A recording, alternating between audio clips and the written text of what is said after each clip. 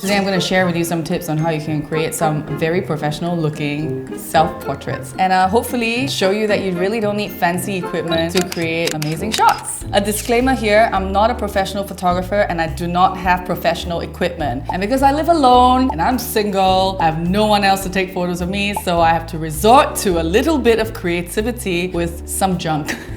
Okay lah, they're not really junk, but they're super old, not the latest tech products. I've got fancy flash, which doubles up as my light. Oh my god, battery not charged. I have a really old banged up Canon EOS M2. I dropped this baby a few times. Can you see the screen crack? The body is a bit warped, the function is a bit wonky. And then this is my editing tool, the iPhone. To take a good photo, lighting is very important. And my favorite source of light is sunlight. And that's why my bedroom is really the best space. I kind of designed my room in a way where I can use it also as a photo studio. The walls done up in concrete and I left my windows blind free. For self-portraits, where I like to kind of think outside of the box. Okay, so my first shot, I'm just gonna be at the bottom part of the frame. So I have a lot of headspace. As you can see in this photo, I used space to decorate my photo and make the framing very interesting. So you don't always need to have props. I'm gonna let my hair down and with my hairdryer, I'm gonna create like a nice whimsical hair in the wind effect. And for lights, I have the super fabulous all natural sun. First things first, I am going to move the mannequin into frame. This is what I use to frame my shots. It's a lot of trial and error,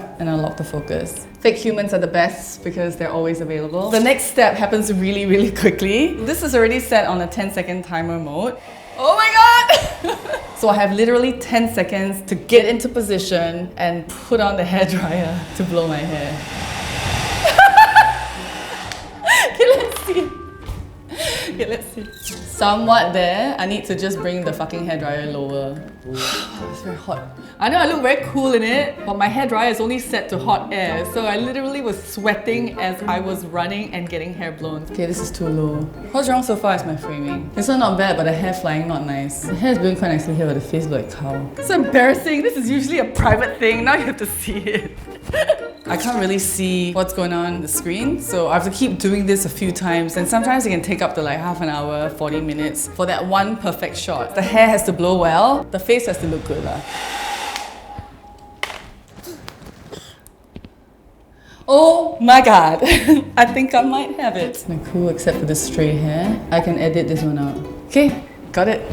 For self-portraits, right, you don't always have to look into the camera. You can always do a profile shot. For this shot, I'm gonna face into the lights. I always find that whenever you face the light, you always get a very beautiful glow on your face. And try to arch my back as much as I can. Because it's a side profile, you wanna see a nice silhouette. Okay, let's see. Arms too high, too straight. So I want like a gentle feel, so I'm just gonna try to relax my arms. Okay, let's see.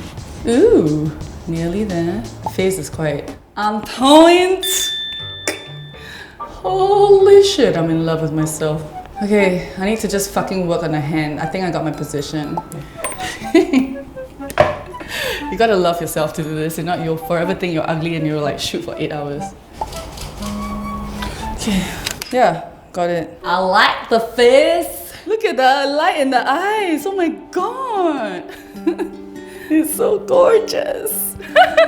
So yeah, I'm very happy with this shot because the arms look nice and relaxed. I'm gonna crop out the window and do a bit of editing to push the back, you know, in. Obviously, a very arched back is very sexy, but when you're older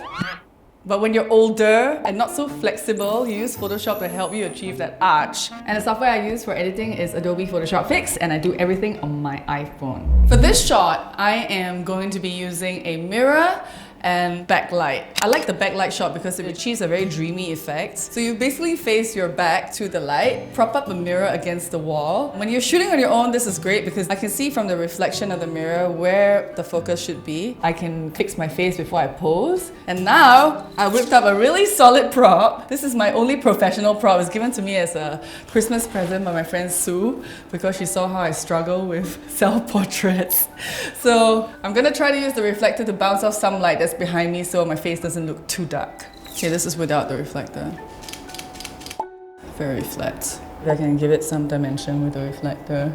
I want my hair to be big for this as well. The messy bit head look. Because light filters through, so you see a lot of texture. Should I just move back a little bit? Then I can use my bit to help me. Yeah, nice. Got it. Reflector makes a huge difference. This is the shot without a reflector. It's nice and dreamy, and I guess you can treat it in Photoshop and make the face look brighter, but your job is so much easier if you use a reflector. Look at this. Diva. Goddess. You get more definition on the face. So if you don't have a reflector, you can use like a styrofoam board or some big white board. So this kind of gives you somewhere good to start photoshopping from. So that's it! I hope this inspired you to be more creative when taking self-portraits. If you ever do try any of the self-portraits using my methods, I would love to see how your photos turn out. Please tag me on Instagram. I'm at HeyRozz, R-O-Z-Z. If you'd like to see more of my self-portraits, you can check out my Instagram. The hashtag is RozzSelfPortraits.